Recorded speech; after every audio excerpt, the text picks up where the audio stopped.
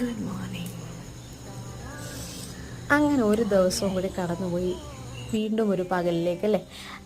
എന്നും രാവിലെ കുളിച്ചിട്ട് ഇങ്ങനെ ഈ പച്ചപ്പൊക്കെ കാണുന്നത് ഒരു രസം തന്നെയാണ്. എന്നും ഞാൻ ഈ കമ്പ്യൂട്ടർ വർക്ക്, അതായത് വർക്ക് ഫ്രം ഹോം ജോലി തുടങ്ങിയത് ഈ പച്ചപ്പൊക്കെ കാണുന്നത് കണ്ണിന് ഭയങ്കര റിലാക്സേഷനാണ്. അങ്ങനെ ജോലി ചെയ്യുന്നവരുണ്ടാവുമല്ലോ, അവർക്ക് ഈ എക്സ്പീരിയൻസ് നല്ലപോലെ മനസ്സിലാവും. അങ്ങനെ കുറച്ച് നേരം സ്പെൻഡ് ചെയ്തിട്ട് അകത്തോട്ട് വന്നപ്പോൾ ഉണ്ടടാ, അതാ കിടക്കുന്നു ആശാൻ. ഉറക്കത്തിലാണ് നമ്മുടെ ആശാൻ.